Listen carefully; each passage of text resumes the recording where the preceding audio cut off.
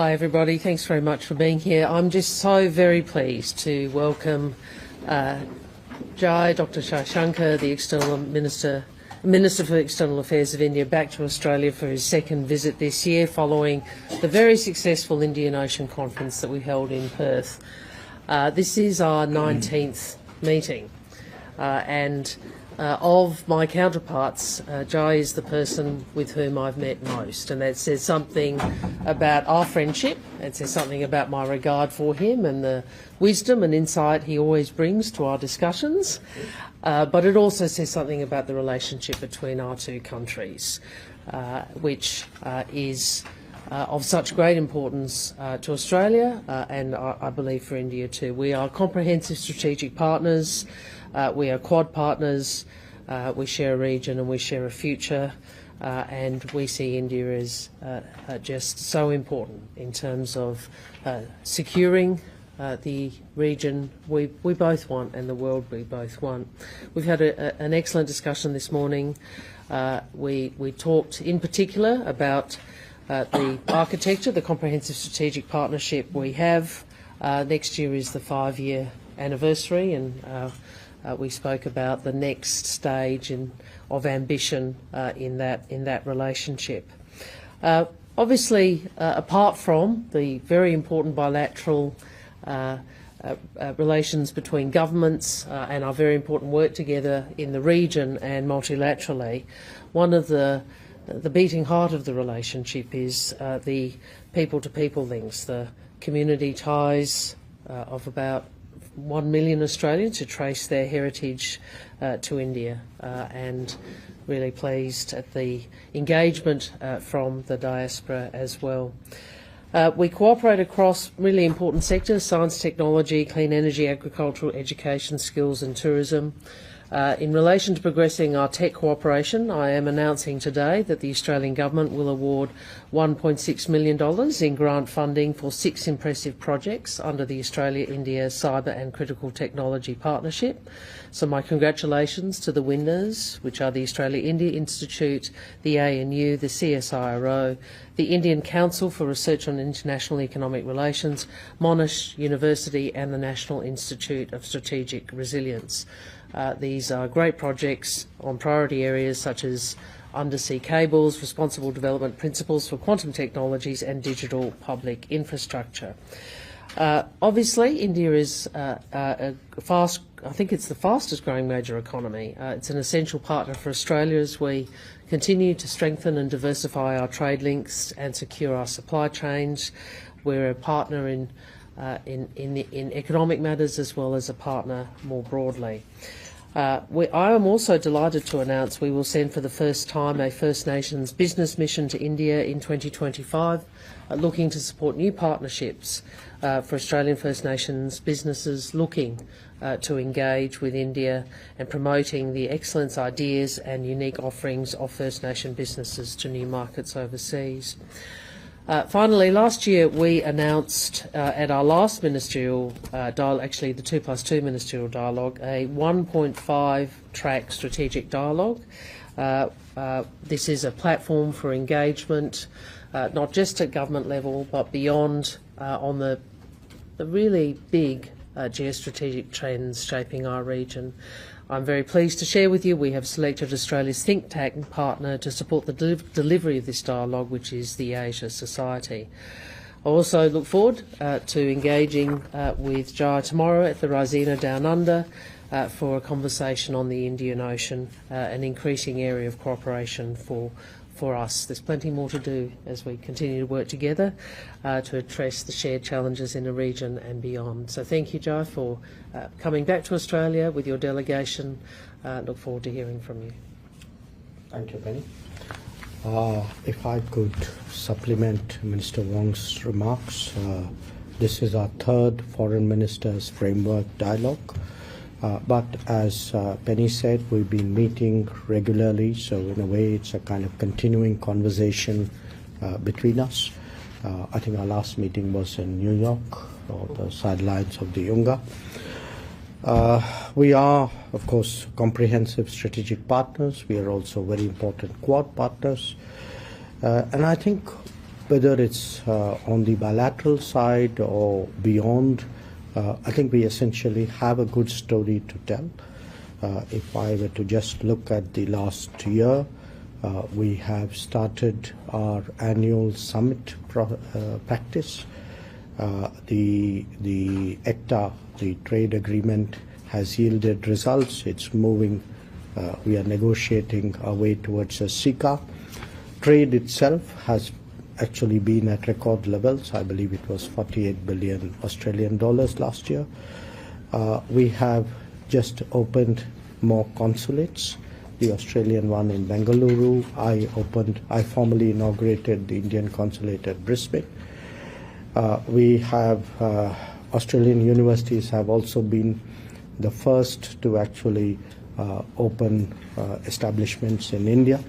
Two of them have done so. Our education minister was here recently to take that forward. The work and holiday program has started. The MATES program will start very soon. On the defense side, we had the Australian Air Force at exercise Tarang Shakti. We had participated in exercise Pitch Black. And we are doing the Raisina Down Under. I think we're beginning that practice. We hope that would be a regular one starting this afternoon. Now, apart from coming to Canberra for this dialogue, as I said, I was in Brisbane yesterday for the formal opening of the consulate. I also had an opportunity to visit the HADR warehouse, which your department organizes. I hope that can become a platform for further cooperation, both bilaterally and possibly on the Quad. I will be going from here to Sydney tomorrow and hope to do some business meetings there. I also had an opportunity to visit the University of Queensland and meet students, meet researchers. So bilaterally, as I said, it's a strong report card. In terms of global issues, today we've had a discussion already about our respective neighborhood. We spoke about the global strategic situation, largely Ukraine, Indo-Pacific, Middle East a little bit. We will have a more detailed Quad discussion over lunch. So all in all, I think this practice of meeting regularly has, once again shown really how useful, valuable our conversations are. Thank you for hosting me again, and it's good to be back in Australia. Thanks very much, Jai. Okay, we'll turn to questions now. Rhiannon Down from the Australian. Minister Jaishankar, may I please ask, China and India have recently taken steps towards disengagement. Are you on a path to stabilisation, and what are the implications for the stability of the region?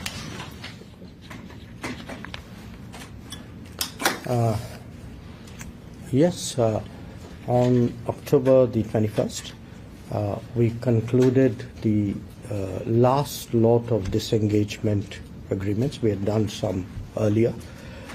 These are currently in the process of being implemented.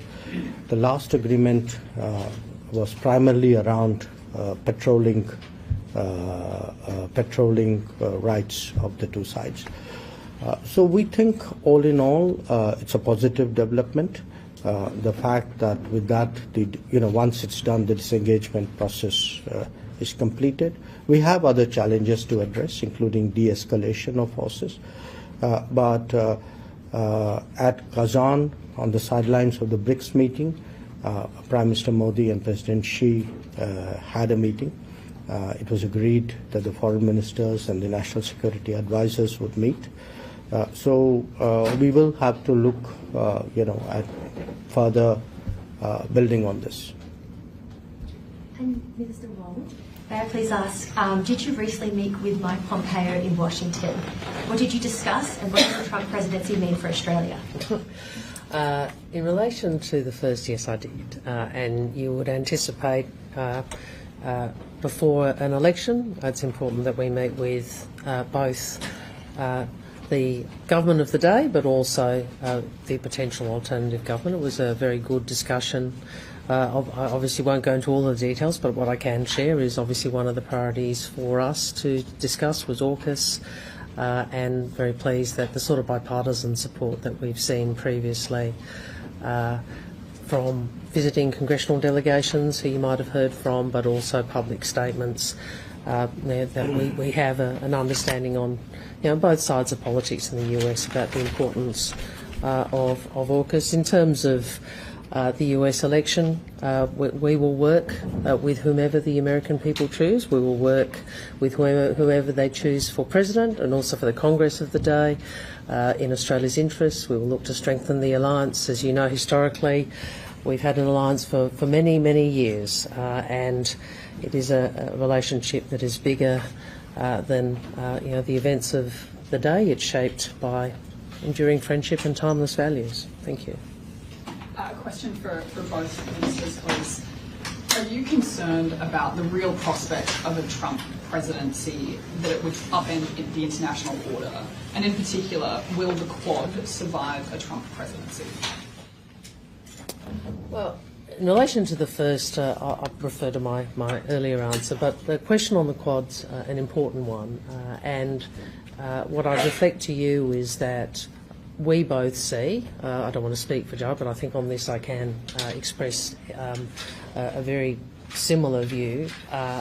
We both see the great importance in the Quad. It is an arrangement, a meeting, a grouping with countries that share very similar interests in the sort of region we want, and having countries of from different perspectives. So obviously the US, India, Australia, Japan, it's a very valuable strategic discussion. We would see that as retaining its importance regardless of the outcome of the election. We have actually seen steady progress in our relationship with the US over the last 5 presidencies, including an earlier Trump presidency. So when we look at the American election, we are very confident that whatever the verdict, our relationship with the United States will only grow. In terms of the Quad, I remind you that actually the Quad was revived under a Trump presidency in 2017. It was then moved from the level of a permanent secretary to a minister, also during the Trump presidency. And in fact, it's interesting, in the midst of COVID, when pretty much physical meetings had stopped, one of the rare physical meetings of foreign ministers was actually of the Quad in Tokyo in 2020. So I think that should tell us something about the prospects of the Quad. We've got Australia Today. Thank you. My question is for both of you. Minister Jaishankar, how do you respond to attacks on Hindu temples and Hindus in Canada by Khalistani supporters? And Minister Wong, if you could answer, is this diaspora safety discussed with Minister Jaishankar? And given the fact that just a week back, 2 Hindu temples were vandalized in Canberra itself, how do you see safety of minority Hindus in Australia? I think what happened yesterday at the Hindu temple in Canada was obviously deeply concerning. And you would have seen the statement first by our official spokesperson and also the expression of concern by our Prime Minister yesterday. So that should, I think, convey to you how deeply we feel about it. Well, first in relation to safety, all Australians, regardless of their faith, their culture, who they are, where they live, are entitled to be safe and they're entitled to be respected. And in relation to the vandalism that you describe, I know that our local members have expressed a very strong view about that, particularly in the week of Diwali. It's a very upsetting thing for members of the faith community and the Indian community more broadly. So I would again say people across Australia have a right to be safe and respected. People also have a right to peaceful protest. People have a right to express their views peacefully. We draw a line between that and violence, incitement of hatred or vandalism, and they should be dealt with by the appropriate law enforcement authorities. We're a multicultural democracy. We cherish that fact, but we also cherish those principles which enable that multicultural democracy to flourish, and they are respect of one another and a right to express different views peacefully. Thank you very much. And was it Finn McKee? Finn. Hi, Minister Wong. Canada says that it has credible intelligence that the Indian government was involved in the murder of a Canadian citizen on Canadian soil. Similar allegations have been looked into in the US. Can we just clarify, does your government trust your Five Eyes partners' intelligence on that matter specifically? Is there anything more generally you would say to the Sikh community to reassure them that there's nothing to fear here? And Minister Jaishankar, your government has obviously labelled the allegations absurd, but have Australian diplomats raised concerns with you either today or in the last few months about them? Perhaps I'll go first. First, in relation to Australia's Sikh community, I would say the same thing I said to I think it's Jay, isn't it? Yes. People have a right to be safe and respected, regardless of who they are in our country. That's the essence of our multicultural democracy. We've made clear our concerns about the allegations under investigations. We've said that we respect Canada's judicial process. We convey our views to India as you would expect us to do, and we have a principal position in relation to matters such as the rule of law and the independence of the judiciary, and also, frankly, the sovereignty of all countries. Let me make 3 comments. One, Canada has developed a pattern of making allegations without providing specifics. Secondly, when we look at Canada, for us, the fact that they're putting our diplomats under surveillance is something which is unacceptable. Third, the incidents which the gentleman there spoke about, and do look at the video.